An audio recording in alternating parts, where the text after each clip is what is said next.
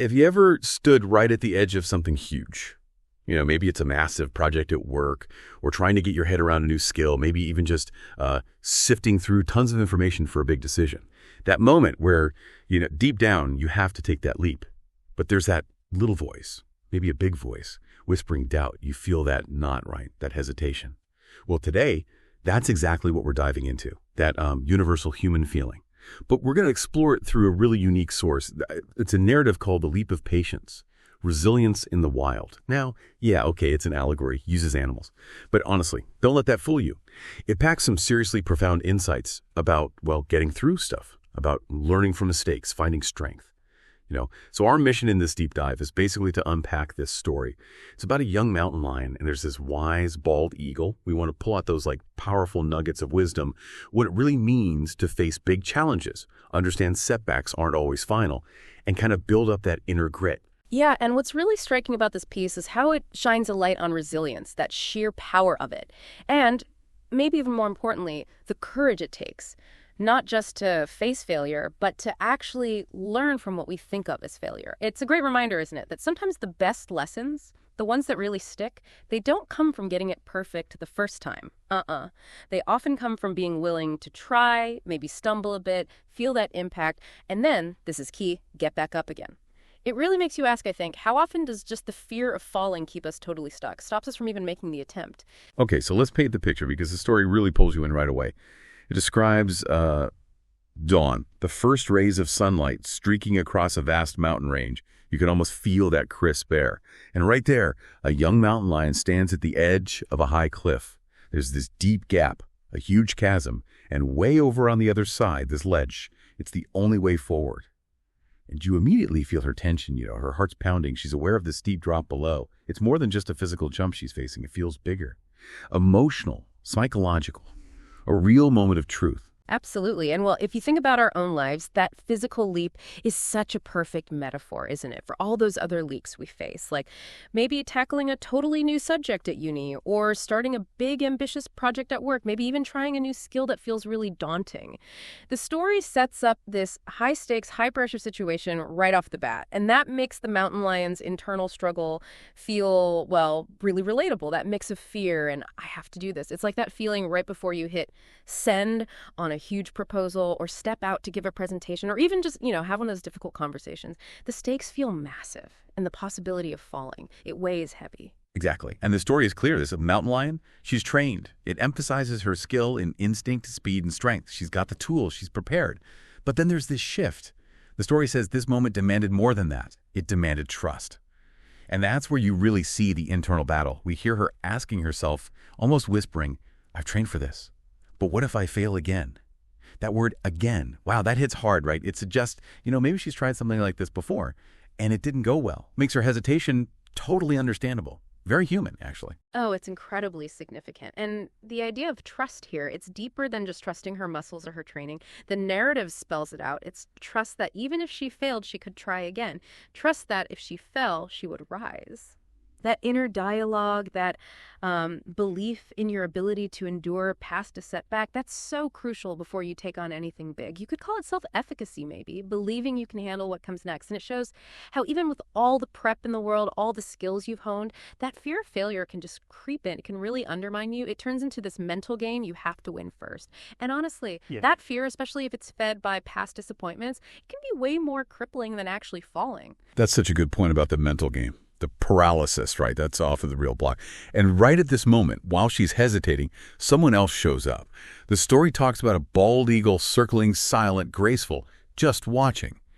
And its voice, described as calm and distant, delivers this, well, it feels like the core message of the whole thing. It says, falling is not failure. The failure is in the fear of falling. Wow, that line really lands, doesn't it? It just flips everything we think about failure. It really does. That statement, falling is not failure. The failure is in the fear of falling. It's profound because it reframes what a fall even means. The key idea is, the real failure isn't falling down. It's letting the fear of falling down stop you completely. And the eagle, a creature that's flown and probably fallen countless times, it embodies that idea. For a bird, falling isn't incompetence. It's just part of flying, part of the risk. It really challenges us, make you think how often the fear of something going wrong, just anticipating failure, stops us from even trying something important. Think about all the ideas, the projects, the personal steps that never happened just because someone was too scared to take that first shaky step. The real loss isn't the stumble, it's the potential that never got a chance. Yeah, that fear paralysis is definitely the ultimate failure there. But, I can imagine someone listening thinking, okay, but what if my fall has real consequences for my job, my family, my finances? How does the story handle that? Because, despite the eagle's wisdom, the mountain lion still has to jump. And the story doesn't gloss over it. It says she leaps. She feels the rush of air, the sensation of flight, but her body falters.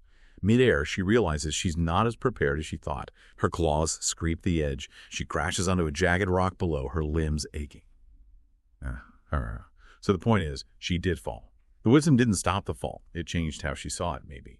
You've nailed a really important distinction there. The story isn't saying a fall won't hurt or won't have consequences. It's redefining what the fall means. And this moment, right after she crashes, is critical. She's stunned, her body bruised, but her spirit unbroken. That unbroken spirit part is huge. And then comes that line. In that fall, she had learned more than she ever could have in a perfect leap. This is really the essence of learning by doing, isn't it? Sometimes called productive struggle. There are just some lessons, really deep ones, you can only get through direct, sometimes painful experience. You find a weak spot you didn't know you had, or maybe discover a strength. You adjust your approach in ways you just couldn't have planned on paper. Reading about something versus actually doing it. The scraped claws, the aching limbs, those teach you things theory can't. They build resilience. So it's not just about bouncing back.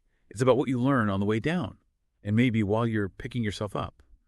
Okay, and the eagle, it comes back, lands silently beside her, its sharp gaze filled with understanding, and gives its second big piece of advice. It says, the strength to leap comes not from the certainty of success, but from the willingness to fall and rise again. This feels like the practical part, right? The how-to. It absolutely is the how-to, and it goes even deeper into what resilience really means. It's saying true strength isn't about knowing you'll win or having a foolproof plan. Nope.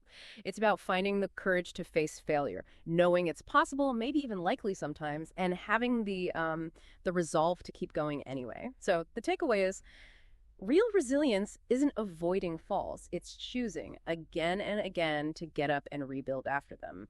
Perseverance, then, it's not just some trait you're born with. It's like a muscle. You build it by trying, by choosing to stand up when you're bruised. Re-engaging, you see this all the time, like in startups, right? The winners aren't the ones who never failed. They're the ones who learned fast from every stumble and came back smarter.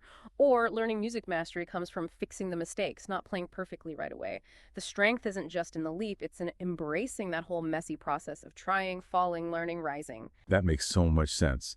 It really shifts the focus from just the outcome to the whole journey, the process. And the mountain lion's reaction after this second bit of wisdom, it's so simple but powerful. She just says, I will try again and again until I make it. The story highlights her quiet resolve and how that gap, that scary chasm, it transforms in her mind from being about failure to just being a challenge. She's not beaten, she's focused with a new perspective. Yeah, that quiet resolve, that's the real win in that moment. It shows that shift, from a fixed mindset where falling means I can't do this, to a growth mindset where it's, okay, what did I learn? Let's go again. And the story wraps it up perfectly. The leap was not about perfection. It was about patience. It was about understanding that every failure was not an end, but a beginning. And in the willingness to rise, there was a strength far greater than any leap. It just hammers home that core message for all of us. True strength isn't found when you avoid failure. It's found in the courage to try again, to learn from every slip-up, to keep moving. The journey isn't about that one perfect leap. It's about learning, rising, and just continuing forward, even when it's tough. Building that inner strength, one fall, one rise at a time. Wow. What a powerful way to look at resilience and learning and, well, failure. We've talked about telling the difference between the fear of falling and actual failure itself. We've looked at those invaluable lessons, sometimes painful ones that you only get from actually doing something and maybe messing up, and ultimately that deep strength you find just by choosing to get up and try again, no matter what. It's really about rethinking what success even looks like. So maybe think about this as you go about your day. What cliffs are you facing right now? Maybe informational gaps, big projects, difficult conversations. What leaps are you holding back on? Maybe because of that fear of falling we talked about. And here's a final thought to chew on. How might your whole approach change your approach to learning, to tackling challenges, even just navigating life, if you truly deeply embrace the idea that every single fall isn't the end? What if you saw it not as a defeat, but as a necessary step, a beginning almost, a chance to gain a new insight, understand yourself better, refine your strategy, guiding you, maybe slowly but surely, toward a stronger, smarter, and ultimately more successful next try? So that's a wrap on today's podcast of Animore Tales, where animals have more to inspire. If our story resonated with you, show some love by liking, commenting, and sharing with your loved ones. Don't forget to subscribe and hit that bell icon to stay updated. Until then, see ya on the next adventure.